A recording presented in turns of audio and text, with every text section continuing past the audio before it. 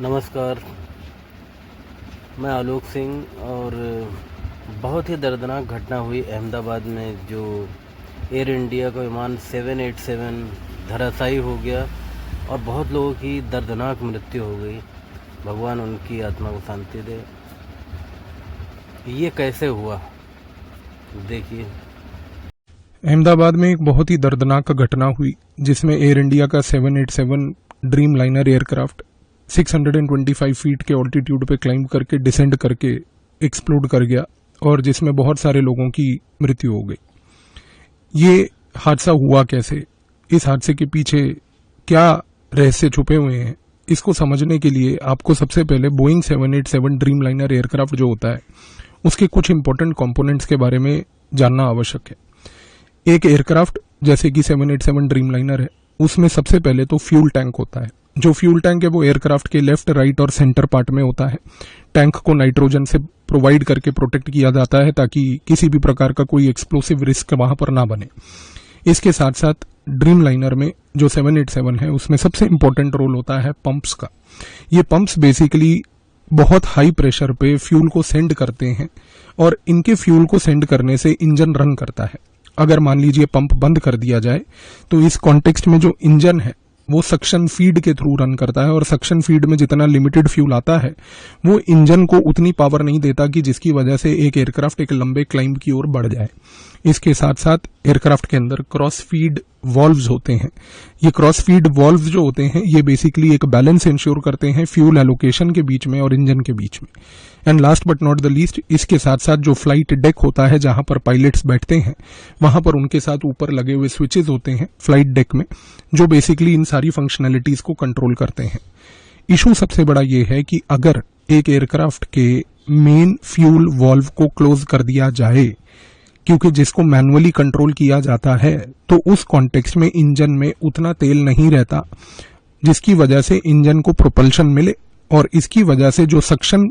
Pipes जो होती हैं जिसमें लिमिटेड फ्यूल रह जाता है उसकी वजह से फ्लाइट चलती है। एविएशन की एक्सपर्ट्स की अगर हम बात माने तो वो ये कहते हैं कि अगर किसी एयरक्राफ्ट का मेन फ्यूल वॉल्व जो है उसको अगर बंद कर दिया जाए, उसके बाद जो सक्शन पाइप्स हैं और जो आज की डेट में बाकी जो पूरे के पूरे पंप्स हैं जो फीड करते हैं फ्यूल को इंजन तक, उसमें केवल सिर्फ इतना ही फ्यूल रह जाता है कि जिसकी वजह से फ्लाइट केवल 40 से 45 सेकंड ही उड़ सकती है। एयर इंडिया की ये वाली फ्लाइट जिसमें 625 फीट का ऑल्टीट्यूड क्लाइंब करके लगभग 30 सेकंड के अंदर अंदर दोनों इंजन्स का फेलियर हुआ और इस इंजन फेलियर के बाद पावर सप्लाई कंप्लीटली कट हो गई। ये चीजें कुछ बहुत ही रहस्यमंद होती जा रही हैं क्योंकि यहां पर चीजें ठीक बैठ नहीं रही। अब आप यहां पर एक चीज को और समझिए कि अगर इंजन के पास जो फ्यूल की सप्लाई है वो नहीं पहुंचती है तो एविएशन एक्सपर्ट्स कहते हैं कि 40-45 सेकंड मैक्सिमम जो है वो एविएशन के कॉन्टेक्स्ट में एक एयरक्राफ्ट जो है उतना उड़ सकता है और उसकी मैक्सिमम हाइट हो सकती है केवल और केवल 700 फीट। और इसके बाद वो एयरक्राफ्ट जो है वो डिसेंड करेगा, डिसेंड करके जो है वो गिरेगा। अब सबसे बड़ी बात यह है कि किसी भी प्रकार की लॉन्ग रेंज जो फ्लाइट्स होती हैं, जैसे कि ये अहमदाबाद से लंदन की फ्लाइट थी, इनमें कुछ बड़े इंपॉर्टेंट मैंडेटरी चेक्स होते हैं। और जब हम इन मैंडेटरी चेक्स की बात करते हैं तो सबसे महत्वपूर्ण चेक होता है मेन फ्यूल टैंक के उसके लेवल्स का, दूसरा चेक होता है फ्यूल सप्लाई लाइन्स का और फ्यूल सप्लाई प्रेशर सिस्टम्स का, फिर साथ में cross feed and supply valves जो हैं उनका बेसिकली चेक होता है और last but not the least pump की फंक्शनैलिटी का चेक होता है। ये सारे चेक्स जो करे जाते हैं इनको करते हैं ग्राउंड टेक्नीशियंस और ये ग्राउंड टेक्नीशियंस होते हैं जिनको बेसिकली बोला जाता है पीडीटीसी टीम के हिस्से, यानी कि pre departure technical clearance team जो होती है।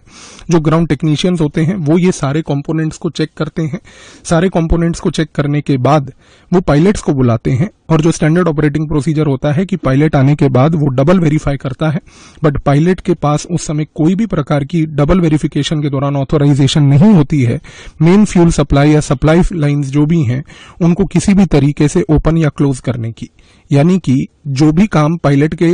पहले होता है वो ही फाइनल काम होता है और पायलट को केवल आके उस चीज को यहां पर सिर्फ वेरीफाई करना होता है। और जैसा एविएशन एक्सपर्ट्स बोलते हैं कि अगर मान लीजिए main fuel supply line close कर दी जाए तो उसके बाद केवल 40 से 45 सेकंड का फ्यूल जो कि फ्यूल लाइन में रह जाता है उतना ही फ्यूल एयरक्राफ्ट को मिलता है, जिसके बाद एयरक्राफ्ट का इंजन फेलियर हो जाता है और प्लेन में पावर फेलियर होने के कारण प्लेन जो है गिरने की परिस्थिति में आ जाता है। कितनी इत्तेफाक की बात है कि यहां पर अगर हम इस कॉन्टेक्स्ट में देखें अहमदाबाद वाले इस इंसिडेंट को,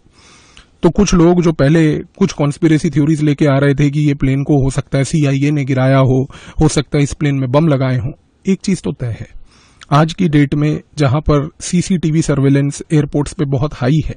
किसी भी प्रकार का सैबोटाज इस लेवल का कि प्लेन के अंदर बम लगा देना या कुछ करना पॉसिबल नहीं है। और दूसरी बात, आज की डेट में जो एयरपोर्ट CISF के कंट्रोल में है, इसके कॉन्टेक्स्ट में एक बात यह भी कहना गलत नहीं होगा कि किसी भी प्रकार का एक्सप्लोसिव्स और इजीली ले जाकर किसी कमर्शियल एयरलाइन में लगा देना वो पॉसिबल फिर भी नहीं है। ये चीज जरूर हो सकती है, जो कि संभावना है, जिसके बारे में इन्वेस्टिगेशन को पता करना होगा कि यहां पर जो सैबोटाज अगर हुआ है, क्योंकि ये कोई प्री प्लान्ड एक्सीडेंट या प्री प्लान्ड इंसिडेंट नहीं दिखता है। अगर आप इस इंसिडेंट को ध्यान से ऑब्जर्व करें तो कुछ लोग इसको ब्रश ऑफ करना चाह रहे हैं ये कह के कि नहीं इंजन में जो है बर्ड हिट हो गया होगा, मैसिव बर्ड हिट होगा। मैसिव बर्ड हिट हो जाने के बाद पावर सप्लाई फेलियर के कारण दोनों इंजन बंद नहीं हो सकते। ये एक कोई भी कॉमन सेंस वाला व्यक्ति भी अंडरस्टैंड कर सकता है। यहां पर अगर कुछ हुआ है इस पर्टिकुलर इंसिडेंट में तो वो ये है कि सबसे पहली बात कि मेन फ्यूल वाल्व जो भी इस सिस्टम का था पूरे के पूरे एयरक्राफ्ट का, उसके साथ किसी प्रकार की कोई मैनिपुलेशन हुई है। और यहां पर कुछ इत्तेफाक ऐसे हैं जो अगर हम अनकनेक्टेड तरीके से उनको जोड़ के देखें तो हो सकता है कि शायद आप कहें कि मैं ही कुछ ज्यादा सोच रहा हूं, पर मुझे समझ नहीं आता कि ऐसा हुआ कैसे। एयरपोर्ट्स पे भारत के जो कार्गो हैंडलिंग सर्विसेज थी, बहुत लंबे समय से एक तुर्किश फर्म सेल्बी प्रोवाइड कर रही थी। ऑपरेशन सिंदूर के बाद जब तुर्की ने पाकिस्तान का समर्थन किया, उसके बाद भारत की सरकार ने उस तुर्किश फर्म जो है सेल्बी का सिक्योरिटी क्लियरेंस को रिवोक करके 15 मई से उसके सारे ऑपरेशंस बंद कर दिए। 15 मई तक ऑपरेशंस तुर्की की ये कंपनी सेल्बी अहमदाबाद के एयरपोर्ट पे भी प्रोवाइड कर रही थी। और इत्तेफाक देखिए कि 15 मई को तुर्की की इस फर्म का अहमदाबाद एयरपोर्ट पे सिक्योरिटी क्लियरेंस रिवोक होता है और उसके बाद 20 मई को ये सेल्बी की फर्म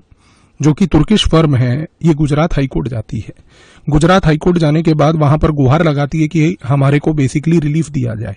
गुजरात हाईकोर्ट इस मामले में कितनी इत्तेफाक की बात है कि 5 जून को रिलीफ नहीं देती है। गुजरात हाईकोर्ट इस फर्म को कोई भी आगे काम करने की अनुमति नहीं देती है। और इत्तेफाक की बात है कि 5 जून को जब गुजरात हाईकोर्ट का ये डिसीजन आता है तो 6 जून को भारत के 4 अन्य एयरपोर्ट्स पे bureau of civil aviation security के ऑफिशियल्स जब टर्किश एयरलाइन के एयरक्राफ्ट का सरप्राइज इंस्पेक्शन करते हैं तो उस सरप्राइज इंस्पेक्शन में टर्किश एयरलाइंस के 4 बड़े एयरपोर्ट्स पे भारत के बड़े महत्वपूर्ण तरीके से इन्वेस्टिगेशन के दौरान पाया जाता है कि तुर्किश एयरलाइन वालों ने एयरक्राफ्ट्स के अंदर खास करके एक्सप्लोसिव रखे हैं कार्गो सेक्शन में। उसके बाद bureau of civil aviation security एक नोटिस इशू करते हुए टर्किश एयरलाइन को यह कहती है कि किसी भी प्रकार के ऐसे एक्सप्लोसिव बिना रिपोर्ट किए आप आइंदा नहीं ले जाएंगे। कितनी इत्तेफाक की बात है कि 6 जून को जब यह होता है उसके तुरंत बाद 8 जून को जमाते इस्लामी और उसके साथ उसकी जो पेरेंट ऑर्गेनाइजेशन है Indian people in solidarity with Palestine, वो खड़े होकर पूरे भारत में बॉयकॉट प्रोटेस्ट करवाती है। और वो बॉयकॉट प्रोटेस्ट होता है केवल एक कंपनी के खिलाफ जो है टाटा ग्रुप, जिसके तहत ये बोला जाता है कि इस टाटा ग्रुप के प्रोडक्ट्स को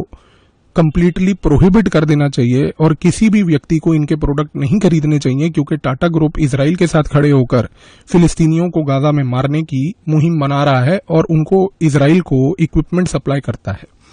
कितनी इत्तेफाक की बात है कि 10 जून को सिख फॉर जस्टिस नाम का टेररिस्ट ग्रुप, जिसको अमेरिका ने पनाह देकर अपनी टेरिटरी में रखा है, जिसका लीडर एक खालिस्तानी सिख टेररिस्ट जो कि गुरपतवंत सिंह पन्नू नाम का एक आतंकवादी है, वो वहां पर बैठ के 10 जून को एक स्टेटमेंट देता है कि प्रधानमंत्री भारत के 15 से 17 जून जब कनाडा आएंगे तो कनाडा में आने के टाइम पे मोदी को एम्बुश करके किल करने की आवश्यकता है G7 देशों के सामने। कितने इत्तेफाक की बात है कि यही गुरपतवंत सिंह पन्नू पिछले साल अक्टूबर से बार बार धमकियां दे जा रहा है कि भारत के नागरिकों को एयर इंडिया के जहाज में नहीं बैठना चाहिए। कितने इत्तेफाक की बात है कि 6 जून से लेकर 10 जून के बीच में सेल्बी का गुजरात हाईकोर्ट पे वर्डिक्ट आना, उसके बाद टर्किश एयरलाइन में एक्सप्लोसिव पाए जाना, उसके बाद यहां पर जमाते इस्लामी और Indian people in solidarity with Palestine का टाटा का बॉयकॉट करना, और 10 जून को गुरपतवंत सिंह पन्नू आतंकवादी की तरफ से स्टेटमेंट आना कि मोदी को एम्बुश और किल किया जाए G7 के सामने, और 12 जून को ये हादसा हो जाना। एक चीज तय है, इसमें क्या एस्पेक्ट है बाहर का या नहीं है वो तो खैर इन्वेस्टिगेशन बताएगी, लेकिन एक बात जो तय है वो क्लियर है कि इस पूरे गेम में किसी भी प्रकार का कोई बर्ड हिट नहीं था। यहां पर आज इन्वेस्टिगेशन एजेंसी को सबसे पहले ये आइडेंटिफाई करना होगा, सीसीटीवी की प्रक्रिया को पूरी निकाल के सारे जितने भी सिग्नेचर फाइल्स जो होती हैं उनको निकाल के आइडेंटिफाई करना होगा कि इस एयरक्राफ्ट के उड़ने से पहले जो इसका फ्यूल सप्लाई वाल्व था उसको आखिरी बार किसने टच किया था।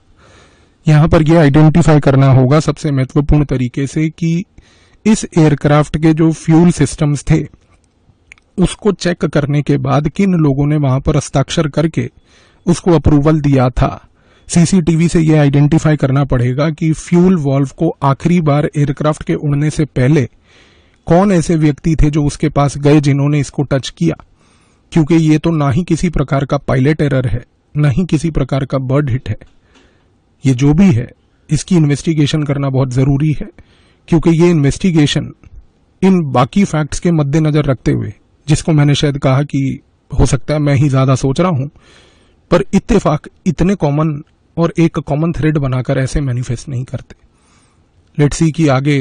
क्या होता है इस इंसिडेंट में, लेकिन जिन लोगों की इस पर्टिकुलर इंसिडेंट में जान गई उन लोगों को हम सिर्फ श्रद्धांजलि दे सकते हैं, उनके साथ उनके परिवारों के साथ इस समय खड़े हो सकते हैं और इस दुख की घड़ी में उनको जितना हो पाए मॉरल सपोर्ट दे सकते हैं। बाकी इत्तेफाक इतने नहीं होते।